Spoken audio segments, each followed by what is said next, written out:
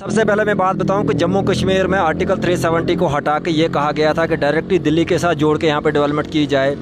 यहाँ पे असेंबली को भंग करके और लेजिस्लेटिव काउंसिल को एबॉलिश करके यहाँ पे ये कहा गया कि हम लोकल ग्रास रूट लेवल पे एक लोकल गवर्नमेंट तैयार करेंगे, जिस गवर्नमेंट को पंचिस, सरपंचिस, बीडीसी और डीडीसी की शक्ल में बनाया गया और लास्ट पे उनका एक चेयरपर्सन डीडीसी मतलब डिस्ट्रिक्ट लेवल पे रखा गया, एक ब्लॉक लेवल पे रखा गया।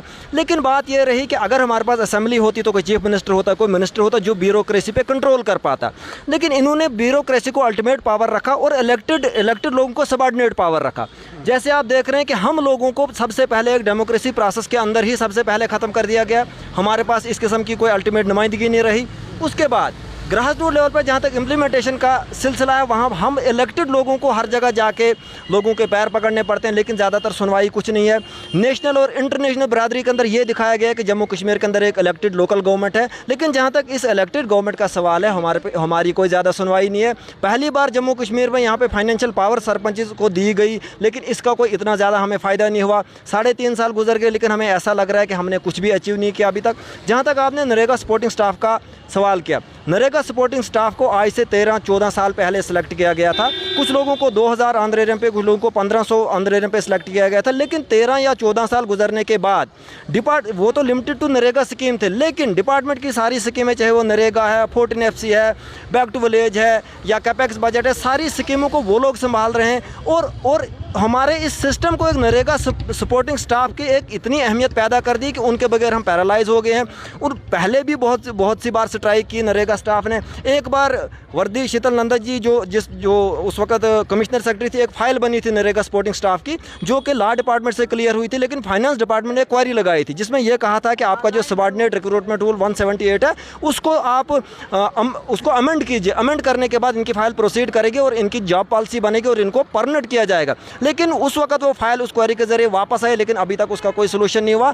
आप भी इसी माहौल में जी रहे हैं। आप चाहते हैं कि एक मुलाजिम जो है, जो पूरी पंचायत में ड्यूटी कर रहा है, सभी स्कीम्स चला रहा है, 6804 रुपये में क्या वो गुजर कर सकता है? बिल्कुल नहीं कर सकता। जिस तरह से GRS की बात करें तो कहीं ना कहीं जो उन पर भी सवाल खड़े होते हैं, कहीं ना कहीं करप्शन के मामले भी सामने आते हैं और कहीं ना कहीं जो है गवर्नमेंट तक भी ये बातें पहुँची है। तो क्या आपको लगता है कि उसका असर तो नहीं पड़ा? परवेज साहब देखिए, आजकल के दौर में हर चीज़ ऑनलाइन है। जहाँ तक आपकी ग्राम सभा भी ऑनलाइन जियो टैग होती है, उसके बाद आपका प्लान जो होता है सबसे पहले ऑनलाइन होता है, उसके बाद आपकी जो वर्क प्रोजेक्शन है वो भी ऑनलाइन है, उसके बाद सिक्योर पे आपके एस्टिमेशन भी ऑनलाइन है, उसके बाद आपका जियो टैग भी ऑनलाइन, आपकी डिमांड भी ऑनलाइन, शीट भी ऑनलाइन, वेज लिस्ट भी ऑनलाइन, पेमेंट भी ऑनलाइन, स्किल्ड भी ऑनलाइन, मटीरियल भी ऑनलाइन है। अगर इतना कुछ ऑनलाइन करने के बावजूद भी आप ये कह रहे हैं कि कहीं ना कहीं सवाल खड़े होते हैं, इसका मतलब ये एडमिनिस्ट्रेशन और गवर्नमेंट का फेलियर है। अगर इतनी ट्रांसपेरेंसी ला के भी आप एक GRS को ये बताते हैं कि भाई ये बंदा यार करप्शन कर रहा है, इसका मतलब तो सारी एडमिनिस्ट्रेशन ही इन्वॉल्व है। जब आप लोग क्या वाच कर रहे हैं दिल्ली से, आप लोग क्या वाच कर रहे हैं हमारे जम्मू से, आप लोग किस चीज़ को देख रहे हैं? अगर आपसे ये चीज़ नहीं रुक रही है तो कहीं ना कहीं एडमिनिस्ट्रेशन का फॉल्ट है, ये उस GRS का फॉल्ट नहीं है। जी सरपंच साहब, जानना चाहूँगा आपसे कि जिस तरह से लगातार सरपंच सामने आ रहे हैं, अब लगता है कि जो इलेक्टेड लोग हैं वो भी कहीं ना कहीं जो आप रोडों पर निकल के आ रहे हैं, क्या कहना चाहेंगे? देखें सर, 2018-19 में जिस वक्त ये इलेक्शन हुए थे, उस वक्त जिन उम्मीदों के साथ हम इस ग्राउंड में उतरे थे वो बहुत बड़ी उम्मीदें थी और बहुत बड़े ख्वाब थे वो। लेकिन 3.5 साल का अरसा गुजरने के बाद जब हमें ये मालूम लग रहा है कि इस वक्त हम न घर के रहें और न घाट के रहें, तो हमें मजबूर होकर ये सब कुछ करना पड़ रहा है।